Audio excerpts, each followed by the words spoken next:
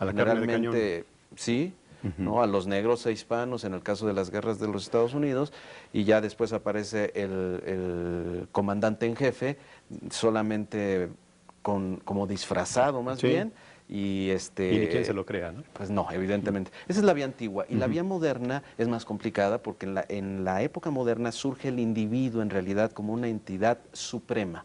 Es más importante el individuo que la comunidad. Esto dicho de manera un tanto esquemática. Sí. Y entonces sí advino un serio conflicto para conciliar al individuo con sus derechos naturales, el primero, el derecho a la vida, pero también a la libertad y a la propiedad, con la comunidad, que también estaba integrada con otros individuos, con los mismos derechos. Se configuró entonces en el pensamiento del siglo XVI, XVII y XVIII la idea de un estado de naturaleza, donde los hombres vivían como si no hubiera estado, es decir, autoridad política. Y entonces el filósofo Thomas Hobbes en el siglo XVII dijo que si no hubiera estado, el estado de naturaleza era un estado de guerra de todos contra todos. Y entonces la vida en esas condiciones iba a ser breve, infeliz, intranquila e insegura. Es decir, una vida en que el otro aparece inmediatamente como un competidor y como mi enemigo. Me puede dar muerte y por lo tanto yo tengo derecho, si toca mi propiedad o atenta contra mi vida, a darle muerte y hacerme de sus bienes. Frente a esta realidad, cruda realidad del estado de naturaleza, emerge la idea de fundamentar un estado, pero un estado no como el rey, no como el monarca, no como el presidente, sino un estado como una situación de convivencia civilizada. Ajá. Por eso originariamente coincide la palabra estado con la palabra sociedad civil, que actualmente parecen dos cosas diferentes. Sí, bueno, originalmente significan lo mismo, porque quiere decir asociación de individuos con los mismos derechos, pero civilizadamente unidos. Eso quiere decir Estado originalmente. Y el Estado supera el conflicto catastrófico, o sea, supera el estado de naturaleza donde cualquiera puede darme muerte. Sí. Que se parece mucho de pronto a nuestra convivencia en las ciudades, ¿no? ¿no? Sí. Esa es la vía moderna. Y de ahí surgen dos ideas de libertad. La libertad negativa, que quiere decir yo puedo hacer lo que desee, puedo hacer lo que quiera, por un lado, es la libertad del liberalismo económico. La libertad que exige que nadie se meta en la consecución de mis intereses privados y particulares. Mucha economía, poco Estado. Mucha iniciativa privada, nada de políticos porque solamente tergiversan el manejo del progreso, el avance, etcétera, ¿no? Entonces, mucha economía, casi nada de política. La política en esta concepción es un mal necesario. Pero bueno, esto también puede resultar catastrófico porque el interés privado tiene una lógica monopólica y de pronto deja al otro sin derechos de propiedad. Se produce la injusticia social. Frente a este concepto de libertad negativa, surge el de libertad positiva, que quiere decir, sus representantes principales son Jean-Jacques Rousseau en Francia y Immanuel Kant en Alemania. Y la idea de la libertad positiva es que yo no obedezca a una ley si no me la he dado a mí mismo. Es decir, rechazo la imposición de una ley. Solamente soy libre si yo me conduzco en función de una ley en la que yo he participado racionalmente y racionalmente me someto a ella. Al hacer esto solamente no hago otra cosa sino someterme a mi voluntad, pero pasada por la voluntad de los demás. A eso Rousseau le llamó voluntad general y es muy importante para reencuadrar nuestra concepción actual. Y además muy interesante. Vamos a seguir hablando del tema de la libertad, pero para continuar los invito a ver la opinión de reconocidos especialistas en otra cápsula que el equipo de producción grabó para ustedes. Vamos a verla y regresamos con el maestro.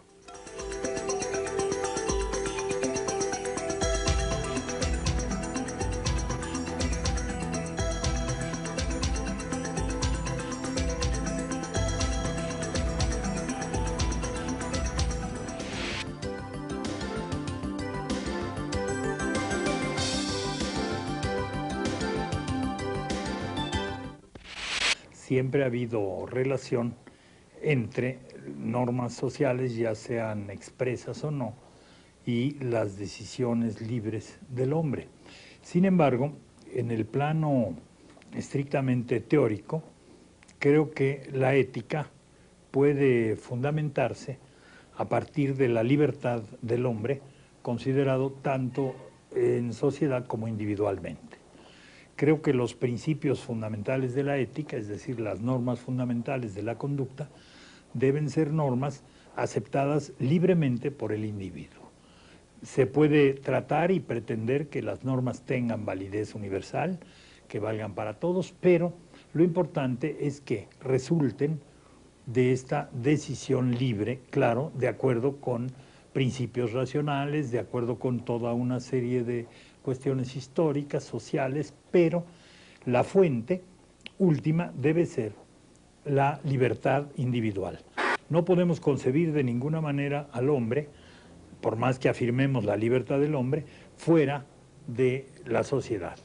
Por lo tanto, sus responsabilidades individuales son al mismo tiempo necesariamente sociales o tienen implicaciones en lo social.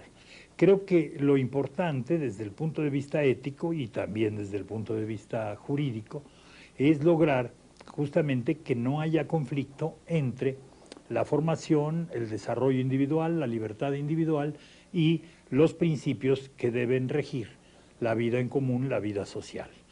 Yo creo que la ley, evidentemente, y el orden jurídico son una expresión de las formas fundamentales, estructurales de la vida social. Se requiere entonces, evidentemente, que exista un orden jurídico, pero ese orden jurídico no está en contradicción con la libertad. El orden jurídico debe ser el resultado de la participación libre de todos los hombres que forman o constituyen una sociedad.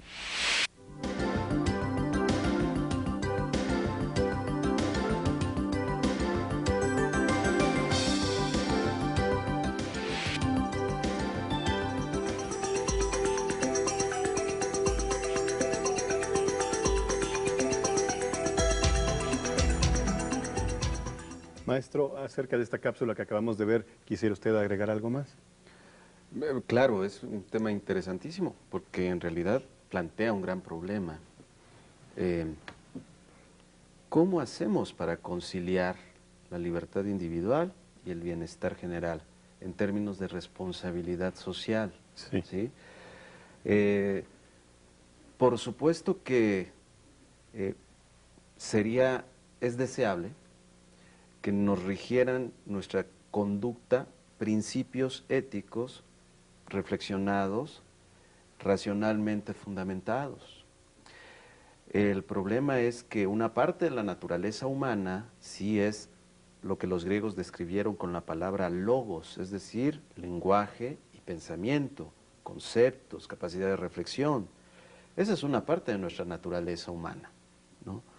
De ahí que Aristóteles haya dicho que el hombre es por naturaleza un animal político, efectivamente, porque está dispuesto, está capacitado para pensar, para reflexionar, para hablar y entenderse con los otros, escucharlos, comprenderlos y llegar a acuerdos vinculantes, sí.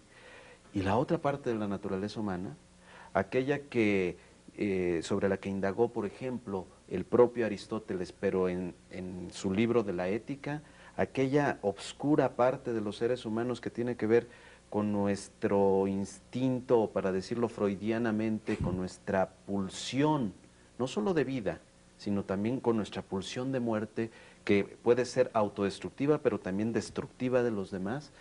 No es suficiente la ética, no es suficiente el catecismo, no es suficiente invitar a la gente a que sean buenos, razonables, nobles, dulces, fieles, no.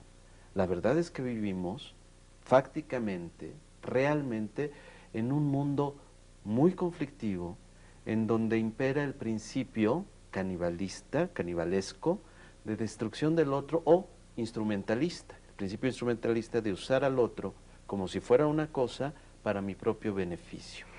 Y entonces aquí efectivamente queda claro que no es suficiente la ética así en abstracto.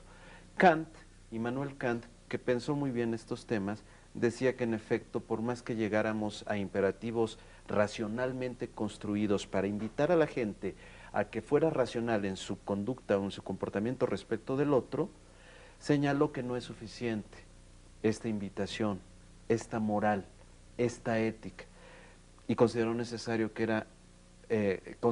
que era necesario el sistema jurídico, evidentemente con el castigo como soporte, es decir, las cárceles, efectivamente, u otros tipos de castigo frente al infractor.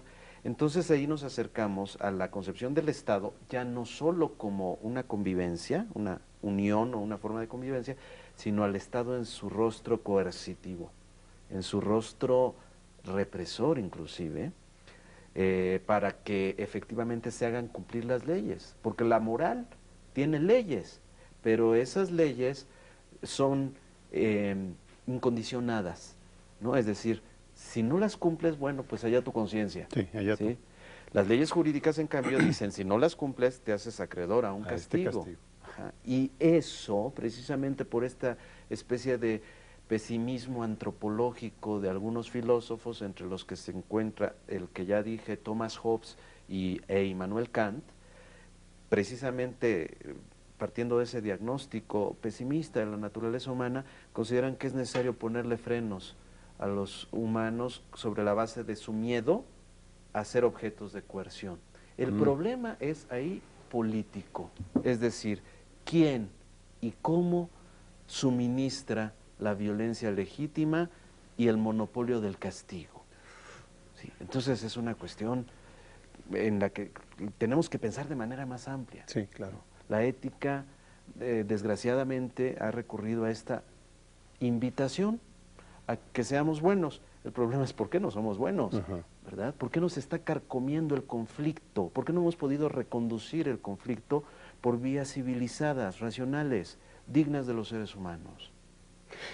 Y con relación a este asunto de que somos seres sociales, como ya lo decía, gregarios, que vivimos en sociedades, ¿bastaría con tener una conciencia de la existencia de los demás, de sus derechos y sus valores, para poder vivir pacíficamente, para poder construir una sociedad sana, sin corrupción ni violencia? No, no basta, en lo absoluto, no es suficiente. No solo hay que tener conciencia de que el otro existe y tiene derechos, hay que modificar ciertas instituciones sociales,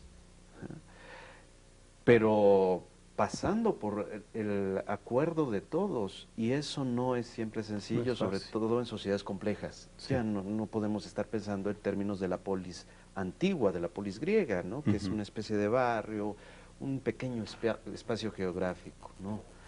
Nuestras sociedades son muy complejas, son heterogéneas, son multiculturales, son jerárquicas, y además están determinadas, ahora sí voy a usar este término que frecuentemente se usa inapropiadamente, globalizadas. Es decir, ya no somos estados nacionales soberanos encerrados en nosotros mismos y autárquicos, es decir, que lo que nosotros decidimos solamente nos afecta a nosotros y nos desentendemos del resto de países o de la correlación de fuerzas mundial.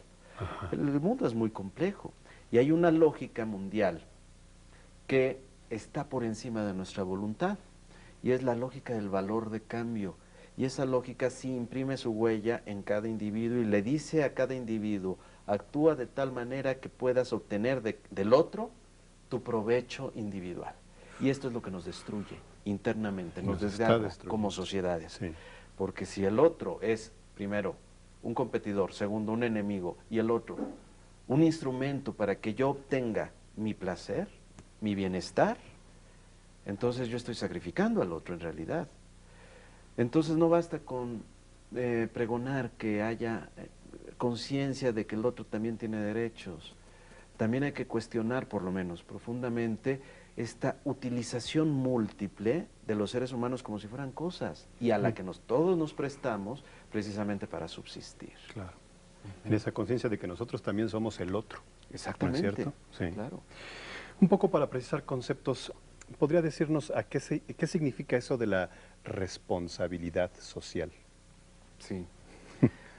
También un tema bien complicado, pero para simplificar al máximo diré que responsabilidad prima facie, en un primer momento, quiere decir responder de los actos propios. Mis ¿sí? actos. Mis actos. Estos actos no se hacen espontáneamente. Yo asumo la responsabilidad de que yo los planeé, yo los pensé, yo los dirigí, yo los actué, yo los hice. Ajá. Nada de que hay corrupción o algo más importante. Los mercados decidieron, los mercados se pusieron nerviosos. Ajá. ¿Ya qué nivel de fetichismo del Sí, lenguaje sí, sí. se está llegando? Los mercados nerviosos. Y entonces los capitales se fugan, Sí. ¿no? Como si tuvieran los capitales patitas. Patitas, se fueron. Claro, estamos hablando en realidad de seres humanos en relación. Y que Ajá. deciden, ¿no? Y que piensan, Sí. que hablan, y que tienen la posibilidad de responder por lo que están haciendo todos, absolutamente todos. No nada más los gobernantes, no nada más los políticos, no nada más los partidos, sino todos. Y esto se inicia en realidad en la familia como relación social, en la casa como espacio. Ajá. Un espacio. Entonces, bueno, hay un primer principio, digamos, de responsabilidad en este nivel, que es un nivel liberal, digamos, de problematización de la responsabilidad. Es decir, si se hace algo, eso que se hace tiene un autor, ajá, que responda para bien y para mal, pero tiene un autor. Y ese es un primer nivel de responsabilidad social, de responder por lo que atañe a mis actos que afectan a los otros.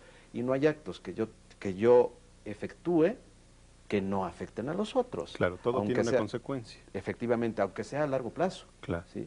Si yo, por ejemplo, en mi consumo cotidiano estoy usando cosas que no son reciclables o biodegradables, etcétera, yo tengo una responsabilidad ecológica. Ajá. Aunque en ese momento no nos afecte. Sí, la tiro a la basura y se va, ¿no? Para la larga, Ajá. sí, se va y queda mi casa limpiecita, Ajá. ¿verdad? Pero ¿cómo estoy ensuciando el planeta? Con Claro. mi consumo cotidiano, ¿sí? Algo que parece totalmente natural, etcétera. Estoy ensuciando el planeta, lo estoy contaminando y entonces tengo una responsabilidad con seres que aún no han nacido.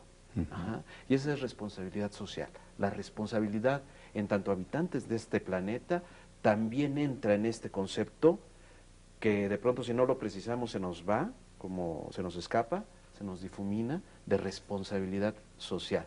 ¿sí? También yo soy responsable para con el planeta, para con los demás, para los que todavía no han nacido y también para con los muertos. Es algo bien importante. Sí. Si yo no defiendo el país que ellos defendieron, la comunidad que ellos defendieron, la nación que ellos defendieron, yo estoy incurriendo en irresponsabilidad social.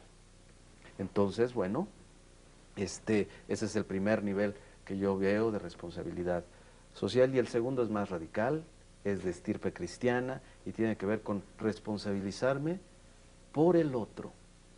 Eso es sumamente radical, no opera como práctica cotidiana, pero está ahí como concepto.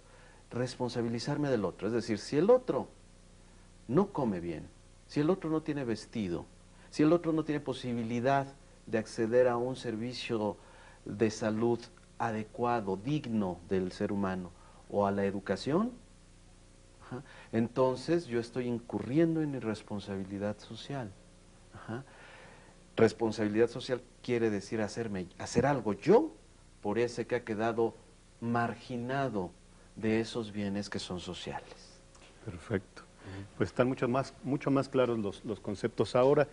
Los voy a invitar a ver una última cápsula para esta sesión. Es un documental donde se hace un resumen del tema. ¿La vemos, maestro, y después platicamos? Claro que sí. Adelante.